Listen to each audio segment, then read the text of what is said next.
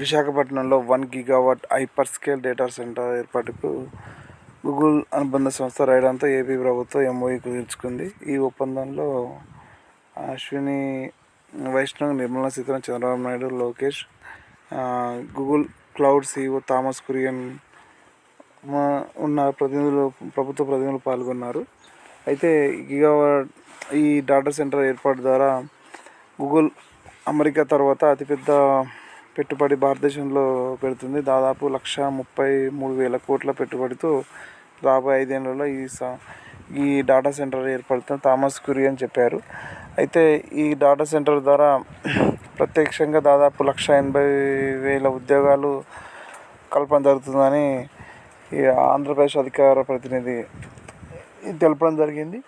అయితే ఈ data centre ఏర్పడితే దాని అనుబంధం కూడా మరిన్ని డేటా సెంటర్లు ఏర్పడుతున్నాయని, అదేవిధంగా అనుబంధ ఉద్యోగాల కల్పన కూడా జరుగుతుందని తెలిపారు. అయితే ఈ డేటా సెంటర్ ఏర్పాటు ద్వారా పొల్యూషన్ గురించి కూడా కొందరు చెప్పడం జరుగుతుంది. అదేవిధంగా అత్యధికంగా విద్యుత్తు, అత్యధికంగా నీరు కూడా కావాలని అంటున్నారు. అయితే ముఖ్యంగా నీటి గురించి కూడా ప్రభుత్వం ఒక క్లారిటీ ఇచ్చింది. రాబోయే 2 నెలల్లో పోలవరం ద్వారా విశాఖపట్నంకి 5 టీఎంసీల వాటర్ రాబోతుంది. అందులో కొద్ది వాటర్ ఈ డేటా సెంటర్కు వాడుకోవచ్చని, అలాగే విద్యుత్ విషయానికి వస్తే ఆంధ్రప్రదేశ్లో ముఖ్యంగా రాయలసీమ ప్రాంతంలో ఎక్కువ పునరుత్వ విద్యుత్ అంటే సోలార్ అండ్ విండ్ విద్యుత్ ఏర్పాటు చేయడం ఉత్పత్తి జరుగుతుంది. దాని ద్వారా విద్యుత్ సరఫరా లేకుండా చూడొచ్చని చెప్పారు. ఇక పొల్యూషన్ అంటే కొండ ప్రాంతంలో ఏర్పాటు చేయడం జరుగుతుంది. అలాగే సీ దగ్గర ఉండడం కూడా ఎటువంటి ఎక్కువ ఉష్ణం అంటే వేడి ఉత్పత్తి జరగదని, కొండ మధ్యలో ఉంటుంది కాబట్టి, పచ్చని ప్రకృతి మధ్యలో ఉంటుంది కాబట్టి ఎక్కువ ఉష్ణ ఉత్పత్తి కావదని చెప్తున్నారు. అయితే మాజీ ఐటీ మంత్రి గుడివాడ అమర్నాథ్ కూడా దీనిపై వ్యంగ్యంగా స్పందించారు. ఇందులో ఉద్యోగ కల్పన చాలా తక్కువ ఉంటుందని, data centre only data store చేసే ప్రాంతమని, ఎక్కువ మొత్తంలో ఉద్యోగ కల్పన జరగదని, దాదాపు కొన్ని వేల కోట్ల సబ్సిడీలు ఇస్తున్నారని అంటున్నారు. అయితే ఏదేమైనా ఇటువంటి నమ్మకమైన కంపెనీ గూగుల్ వంటి బయట ఇండియాలో ఇంత పెద్ద పెట్టుబడి పెడుతుందంటే మనము ఆహ్వానించాలి తప్ప కానీ ఇటువంటి వ్యంగ్యాస్త్రాలు వేయకూడదు.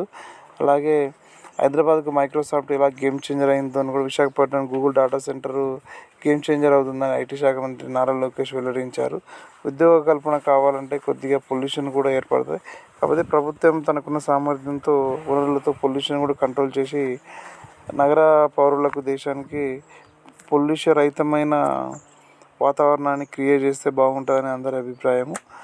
అలాగే విశాఖపట్నాన్ని డేటా సెంటర్ హబ్గా, అమరావతిని క్వాంటమ్ కంప్యూటర్ సెంటర్ అభివృద్ధిగా ప్రభుత్వం ఏర్పాటు కృషి చేస్తుందని, అలాగే రాయలసీమ ప్రాంతంలో ఎలక్ట్రిక్ మ్యానుఫ్యాక్చరింగ్ కూడా ప్రభుత్వం కృషి చేస్తుందని నారా లోకేష్ ఒక ప్రకటనలో తెలిపారు. ఈ డేటా సెంటర్ ద్వారా సబ్సీ కేబుల్ ద్వారా ఇతర దేశాల్లో కూడా కేబుల్ నెట్వర్క్ ద్వారా కూడా అనుసంధానం చేయబడుతుందని. అయితే ఇండియాలో ఏర్పాటు చేయడం ముఖ్య కారణం అయితే గతంలో అమెరికా గూగుల్ సీఈఓ సుందర్ పిచాయ్తో ప్రభుత్వం ఇండియా యొక్క డేటా ఇండియా లోపలనే స్టోర్ చేయాలని ప్రభుత్వం కోరింది. అందుకు గూగుల్ సానుకూలంగా స్పందించి డేటా సెంటర్ ఇండియాలో ఏర్పాటు చేయడానికి ముందుకొచ్చింది.